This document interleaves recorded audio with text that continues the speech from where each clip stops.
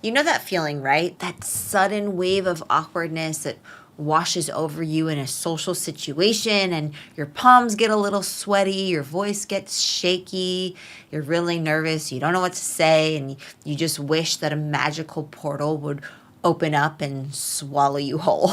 Yeah, we've all been there, right? Especially if you've clicked on this video, you know what I'm talking about. Well, the good news is that you absolutely do not have to live with that feeling ever again. Today, I am sharing my top 5 social smoothness tricks. And these are really practical. They're easy to learn techniques that are going to help you navigate pretty much any type of social interaction with much more confidence and ease. Seriously, these have been game changers for me personally, and I've used them with my clients and with my members in Explearning Academy. And I know that they can be game changers for you too. So let's get into it.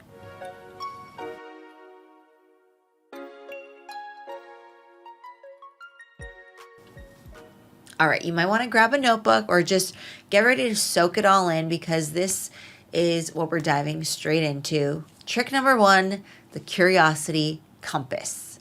Okay, this one is pure gold. So often we feel awkward, right? Because we're too much in our own heads, right? We're worried about what others are thinking of us, and we're worried about how we come across. So the curiosity compass flips that script. Instead of focusing inward, you actively turn your attention outward with genuine curiosity. Think of yourself as a friendly detective, and your mission is to learn something interesting about the person or the people that you're engaging with.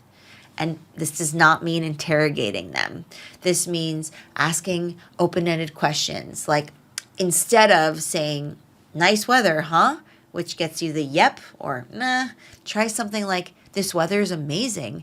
Does it make you want to do anything special this weekend?" Being genuinely curious causes something magical to happen. Well, first, you take the pressure off of yourself, which I think we all can feel good about, right? You're not performing, you're exploring.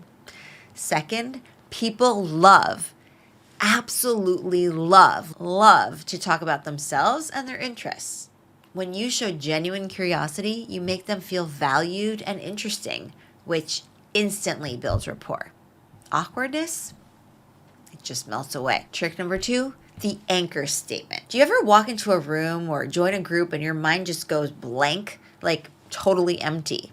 Well, that's where the anchor statement comes in. This is a simple go-to observation or a question that you can prepare before you even enter a social situation or have ready if a conversation lulls. And look, sometimes it does. It could be something about the environment, like, "Wow, this place has a great vibe. Have you been here before?" Or, "I love the music that they're playing. Do you know who this is?" It could be a general positive observation also, like, "It's so great to see so many people out tonight," or "What a great turnout." Or it can even be a self-deprecating comment if that fits your personality. Like, "I finally made it. Finding parking around here is an adventure, isn't it?" Look, the key is that it's easy, low pressure, and it invites a response, because that's what's going to get the conversation going, right? It's your safety net to actually get the ball rolling or pick it back up. Having 1 or even 2 of these in your back pocket means you'll never be completely caught off guard. It buys you time to get comfortable and let the conversation flow more naturally from there. Trick number 3, active listening cues. Beyond the nod. We all know that nodding is important when someone's talking, right? But social smoothness takes it a step further. True active listening involves more than just appearing to listen. It's about making the other person feel heard and understood. So beyond the nod, try using some small verbal cues or discourse markers like, yeah, oh really? Or I see. These little interjections show that you're engaged without interrupting. And another powerful tool is brief paraphrasing. Something like, "So if I'm understanding you right, you're saying that," or "Wow, so that project was way more challenging than you expected." This doesn't just make the other person feel great, it also ensures that you're actually processing what they're saying, which leads to better follow-up questions and a more meaningful connection. It's a super subtle shift, right? But it makes a huge difference in how smooth and connected your conversations feel. Trick number 4, the graceful exit plan. All right, let's be real for a second. Sometimes, even with the best intentions, a conversation just isn't vibing, or you simply need to move on. Or maybe your dog needs to be taken out, so you have to rush back home.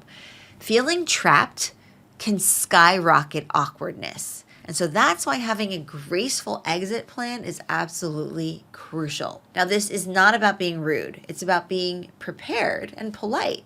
Before you even start a conversation, or if you feel it winding down, think of a polite reason to disengage. Some classics include, well, it was great chatting with you. I'm going to go grab another drink, mingle a bit, say hi to someone else, right? You can choose which one you use.